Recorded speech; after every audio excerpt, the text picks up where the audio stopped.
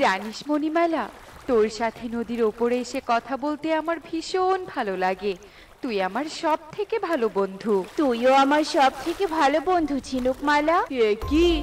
আমি কি দেখছি? নদী থেকে জলপরি উঠে এসেছে। একবার যদি একটা জলপরীকে ধরতে পারি তাহলে আর আমাদেরকে নদীতে মাছ ধরতে আসতে হবে না। এই কথা বলে কালু ও কবুতর ধীরে ধীরে দুই জলপরীর কাছে যায় আর তাদের হাতে থাকা জাল এক জলপরীর দিকে ছুড়ে দেয়। আর জলপরী মণিমালা ভয় পেয়ে নদীতে ডুব দেয়। ছেড়ে দাও বলছি, আমাকে ছেড়ে দাও, তা না হলে তোমাদের আমি এমন অবস্থা করব তা তোমরা চিন্তাও করতে পারবে না। তুই এখন আমাদের জালে বন্দি, তুই আর আমাদের কি করতে পারবি? এখন তোকে আমরা সারা জীবন বন্দি করে রাখবো আর তোর কাছে ইচ্ছা মতো মণিমুক্ত নিব। আমি জানি মণিমালা, তুই আশেপাশে আছিস, কিন্তু তুই আমাকে সাহায্য করতে আসছিস না কেন? আমাকে সাহায্য কর মণিমালা, আমাকে সাহায্য কর। কালু দাদা, কেউ আসার আগে একে আমাদের নিয়ে যেতে হবে। হ্যাঁ হ্যাঁ, ঠিক বলেছিস, চল আমরা একে নিয়ে যাই। তোমরা এভাবে জলপরীটাকে আটকে রেখেছো কেন? ছেড়ে দাও বলছি, ছেড়ে দাও, জলপরীকে ছেড়ে দাও, তা না হলে আমি মোরল আঙ্কেলকে সব কথা বলে দিব। এই কবুতর, এই টুনির মেয়ে দেখছি বড্ড বেশি কথা বলছে, এক্ষুনি ওকে তুলে নদীতে ফেলে দে তো। কালুর কথা শুনে কবুতর যেই না টুকির দিকে এগিয়ে যাবে, ঠিক তখনই ঝিনুকমালা নিজের জাদু শক্তি প্রয়োগ করে নিজেকে মুক্ত করে আর কবুতরকে জাদু করে অনেক দূরে ছেড়ে ফেলে দেয়। কি ভেবেছিলি আমি নিজেকে মুক্ত করতে পারবো না? আমি তো শুধুমাত্র আমার বন্ধুকে বিশ্বাস করেছিলাম যে আমার বন্ধু আমাকে সাহায্য করতে ঠিক আসবে, কিন্তু সে আসেনি। তাতে কি হয়েছে? এবার আমি তোদের এমন অবস্থা করব। এরপর কালু ও কবুতর সেখান থেকে পালিয়ে যায়। তুমি এত ছোট একটা পাখির ছানা হয়ে আমাকে সাহায্য করতে এসেছিলে, আর আমার এত কাছের বন্ধু আমাকে সাহায্য করতে আসেনি, তাই তুমি আজকে থেকে আমার বন্ধু। তুমি কখনো আমাকে ডাকতে চাইলে তোমার হাতের ওই পাকা কাঁঠালকে নিয়ে এখানে চলে আসবে। এরপর জলপরী ঝিনুকমালা টুকির হাতে থাকা কাঁঠালে জাদু শক্তি প্রয়োগ করে। কেন বন্ধু, আমি এই কাঁঠালকে সাথে নিয়ে আসবো কেন? কারণ আমি এই কাঁঠালকে কথা বলার জাদু ক্ষমতা দিয়েছি, আর ওর ডাকে আমি ওপরে আসতে পারবো। বিদায় বন্ধু। এ কথা বলে জলপরী ঝিনুকমালা পানিতে ডুব দেয় আর টুকিও পাকা কাঁঠাল নিয়ে বাড়িতে চলে যায়। একই রে মা, এই পাকা কাঁঠালটা আবার কোথায় পেলি? এই কাঁঠালটা আমাকে টিএমএসি দিয়েছে মা। ও আচ্ছা, দে রে মা, আমি কাঁঠালটা কেটে নেই আর দুজন মিলে পেট ভরে কাঁঠাল খাই। সে কবে যে পাকা কাঁঠাল খেয়েছি আমার তো মনেই পড়ছে না। না টুনি মাসি, আমাকে কেটো না। এ কি কাণ্ড! তুই কেমন কাঁঠাল এনেছিস রে মা? এই কাঁঠাল তো দেখে আমাদের মতো কথা বলতে পারে। মা, আমার বন্ধু জলপরি এই কাঁঠালকে কথা বলার জাদু ক্ষমতা দিয়েছে। জলপরি, জাদু ক্ষমতা, এসব তুই কি বলছিস রে মা? আমি তো তোর কথা কিছুই বুঝতে পারছি না। এরপর টুকি টুনিকে সব কথা খুলে বলে। এ কি কাকুলি দিদি, তুমি কখন এলে?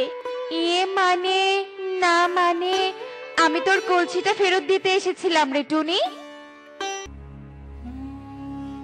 ওই জলপরীকে একবার হাতের নাগালে আনতে পারলে আমাদের সুখের অভাব হবে না, কিন্তু তাকে ধরবো কিভাবে? ওর যে অনেক শক্তি।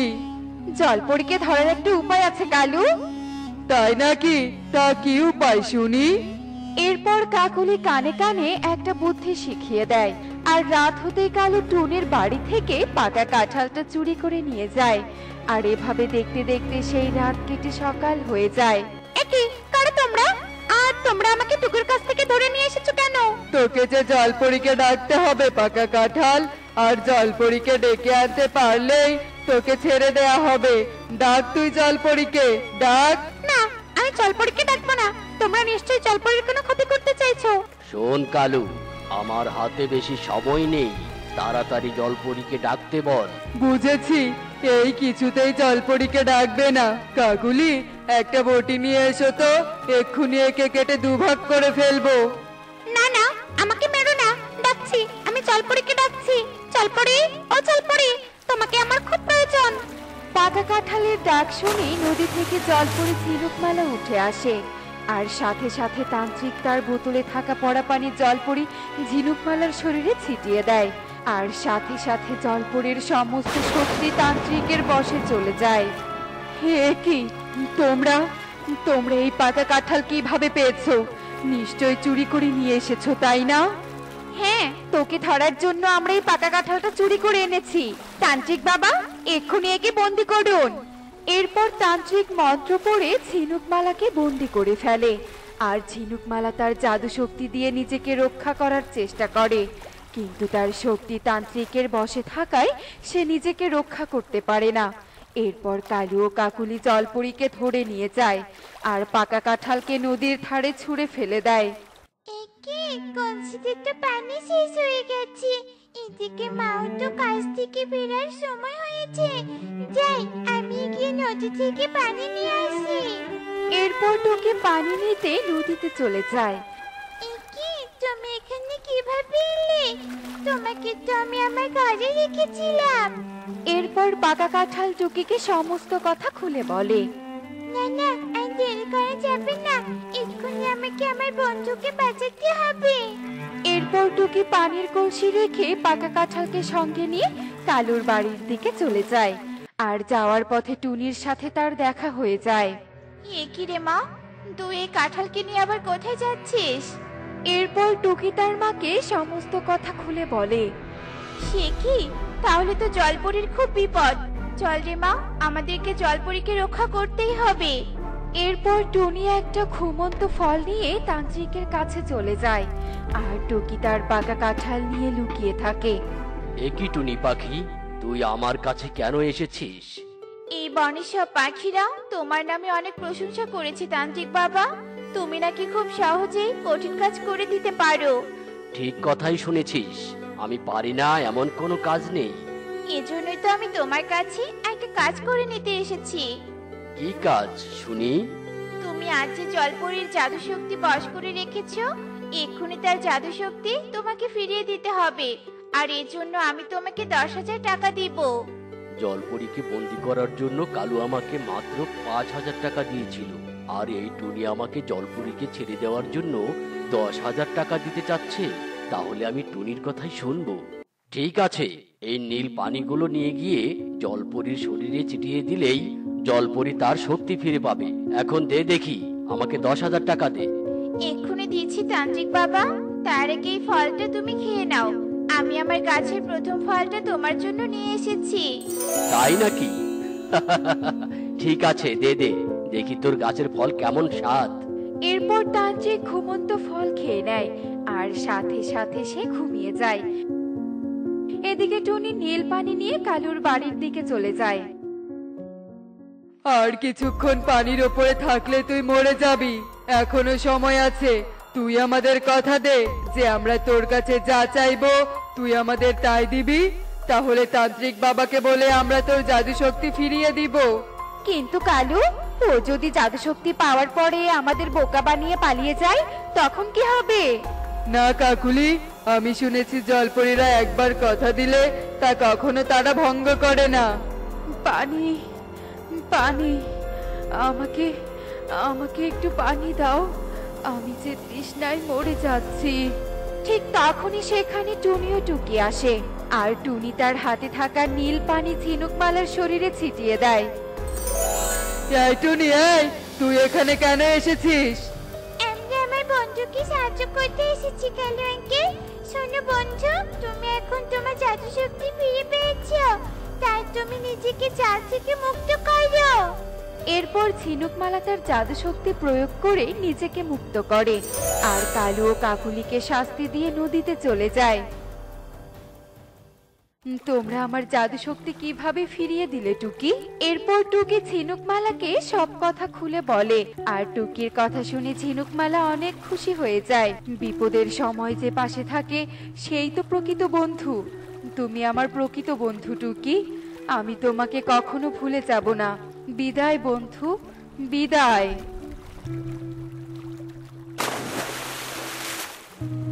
দেখলে তো বন্ধুরা, বিপদের সময় প্রকৃত বন্ধুকে চেনা যায়।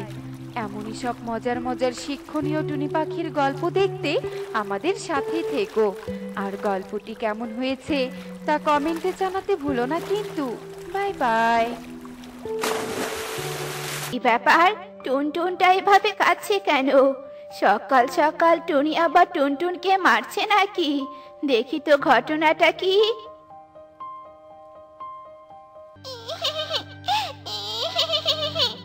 আমি কিছুতেই এসব খুদের ভাত খাবো না। তুমি আমাকে মারলেও আমি এসব ভাত খাবো না।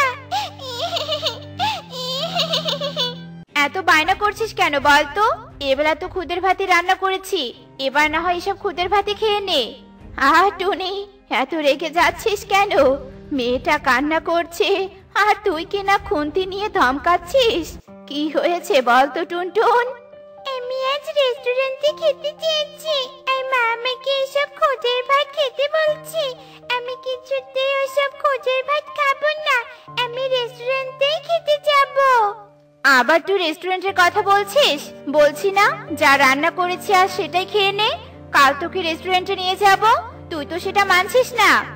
আহা টুনি, এভাবে বলছিস কেন? টুনটুন তো এখনো বাচ্চা মেয়ে, একটু আধটু জেদ তো করবেই। আর এত ছোট মেয়ে কি এভাবে খুদের ভাত খেতে পারে নাকি বলতো? যাকে এসব কথা থাক, চল তোদের দুই মা মেয়েকে নিয়ে আমি রেস্টুরেন্টে যাব। ওই রে, কি মজা! আমি রেস্টুরেন্টে খেতে যাবো। সত্যি দিদা, তুমি অনেক ভালো। তুমি সবসময় আমার শখগুলো পূরণ করো। চলো চলো দিদা, চলো আমরা রেস্টুরেন্টে যাই। খুশিতে আত্মহারা হয়ে টুনটুন আর মিনু টুনির সাথে উড়াল দেয়। আর তিনজন মিলে উঠতে উঠতে ঝিলের ধারে বানরের রেস্টুরেন্টে যায়। আর তিনজন মিলে বানরের কাছে খাবারের অর্ডার দেয়। আর তখনই ঈগল উড়তে উড়তে সেখানে আসে। আয় বানর আয়, তুই ওদিকে কি করছিস? আয় এদিকে আয়, আমি যে তোর রেস্টুরেন্টে এসেছি, তুই কি সেটা দেখতে পাসনি? মানে দোকানে আরো কাস্টমার আছে তো, তাদের অর্ডার নেয়া আর খাবার সাজিয়ে দিতেই অন্যদিকে আর খেয়াল করারই সুযোগ হয় না। তা বলো তুমি কি খাবে? অজুহাত আর অজুহাত। সত্যি বানর, তোর কাছে অজুহাতের শেষ নেই। এত কথা না বলে আমার জন্য মাটন কষা নিয়ে আয় তো। ও সাথে রুটিও নিয়ে আসবি। মানে ঈগল দাদা, মাটন কষা দেব কি করে?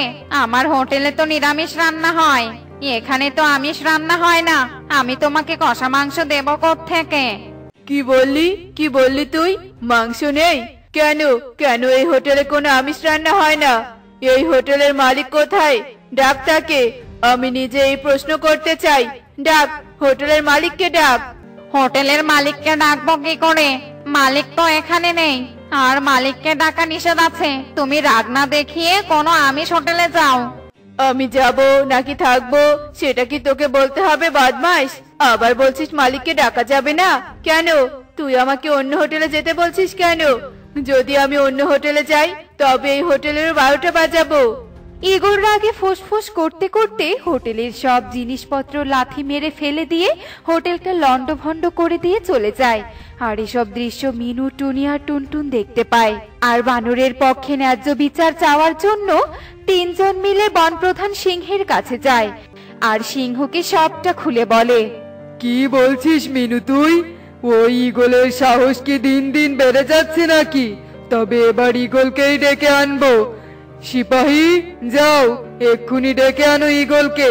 আমিও দেখতে চাই ঈগলের এত সাহস হয় কি করে আমার বনে থেকে এত বড় অন্যায়।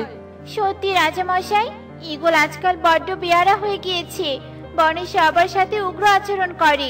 এবার ঈগলকে থামানো উচিত। তুই একদম চিন্তা করিস না টুনি। ওই ঈগল যদি সত্যি অন্যায় করে থাকে তবে নিশ্চয়ই ঈগল শাস্তি পাবে। সিংহ মিনু আর টুনির সাথে গল্প করতে করতেই সেখানে ঈগল আর সিপাহী চলে আসে। কি হয়েছে রাজামশাই? আপনি হঠাৎ আমাকে এভাবে ডেকে আনলেন কেন বলুন তো? আমি আবার কি করলাম? বদমাইশ, কি করিসনি তুই? এখানে এসে আবার ন্যাকামি করছিস? তুই বানরের হোটেল লন্ডভন্ড করেছিস কেন? কি সমস্যা তোর? আপনি যাই বলুন রাজামশাই, আমি কিন্তু ইচ্ছে করে কিচ্ছু করিনি। বদমাশ বানরকে বলেছিলাম হোটেলের মালিককে ডেকে আনতে, কিন্তু বানর আমার মুখের উপর বলেছিল হোটেলের মালিককে ডেকে আনা যাবে না, বরং আমাকে হোটেল থেকে চলে যেতে বলেছিল। বলিস কি? আসলে কি এসব কথা সত্যি? বানর তোকে এভাবে বলেছে? তবে আর বলছি কি রাজা মশাই, এই মিনু আর টুনিও তো ওই হোটেলেই ছিল। বিশ্বাস না হলে টুনি আর মিনুকে সাথে নিয়ে যান, ওই বেটা বানরকে জিজ্ঞাসা করুন। সে কি হঠাৎ করে বানর আবার মালিকের নাম গোপন করবে কেন? আচ্ছা ইগল তুই যা, আমিও যাচ্ছি বানরের কাছে, দেখি আসল রহস্যটা কি। টুনি মিনু তোরাও চল আমার সাথে। সিংহের কথা শুনে ঈগল উড়াল দেয় আর সিংহ টুনি মিনু সহ বানরের হোটেলে যাওয়ার জন্য বেরিয়ে পড়ে। হোটেলে পৌঁছে দেখে বানর তার এলোমেলো হোটেলটা গোছাচ্ছে। আরে রাজামশাই যে, আপনি হঠাৎ এই হোটেলে? আসুন আসুন, বলুন আমি কিভাবে আপনাকে আপ্যায়ন করতে পারি। না বানর, আজ আমি তোর কাছে খাবার খেতে আসিনি, আমি এসেছি একটা রহস্যের সন্ধানে, যে রহস্যের কারণে ঈগল এই হোটেলের এমন নাজেহাল দশা করেছে। ইয়ে মানে রাজামশাই, কি জানতে চান আপনি? আসলে আমি এই হোটেলের... হয়েছে থাক বানর, তোকে আর কিছু বলতে হবে না। তুই আমাকে শুধু এটা বল, এই হোটেলের মালিক কে? কি নাম মালিকের? না রাজামশাই, আমাকে ক্ষমা করবেন, আমি বলতে পারবো না মালিকের নাম। মালিক আমাকে নিষেধ করেছে। দয়া করে আপনি আমাকে আর এই নাম জিজ্ঞেস করবেন না। কি এত বড় সাহস তোর? তুই আমাকে বলছিস নাম জিজ্ঞেস না করতে? আমি হলাম বনের রাজা, আর তুই কিনা আমার সামনে সব গোপন করছিস? তবে তুই কান খুলে শুনে রাখ, 3 দিনের মধ্যে এই বন ছেড়ে চলে যাবি, নয়তো তোকেও কঠিন শাস্তি ভোগ করতে হবে, আর এই দোকান তো আমি পুড়িয়ে দিব। এসব কথা বলে সিংহ রাগে গজগজ করতে করতে সেখান থেকে চলে যায়। আর বানর খুব বিপদে পড়ে যায়। আর বানর অনেক ভাবনা চিন্তা করে হাঁটতে শুরু করে। চিন্তিত বানর হাঁটতে হাঁটতে বনের দক্ষিণে পাহাড় ঘেঁষা 2 ঘরের কাছে যায়। চলে তো এলাম, কিন্তু 2 ঘরের মধ্যে যে কোন ঘরে পড়ে আছে, আমি আবার কোন ঘরে যাব? পরে তো নিজেই নিরাপত্তার জন্য এক এক দিন এক এক ঘরে থাকে, তার থেকে ভালো আমি এখান থেকেই ডাকি। পড়ি, অপড়ি, শুনতে পাচ্ছ? পড়ি। এ কি বানর, তুমি? কি হয়েছে তোমার? এভাবে ডাকছো যে? অনেক বড় সর্বনাশ হয়ে গিয়েছে। রাজা মশাই যে আমাকে বন ছেড়ে চলে যেতে বলেছে। আমি হোটেলের মালিকের নাম বলিনি জন্য আবার এটাও বলেছে হোটেল নাকি আগুনে পুড়িয়ে দিবে। কি? জল এত দূর গড়িয়েছে?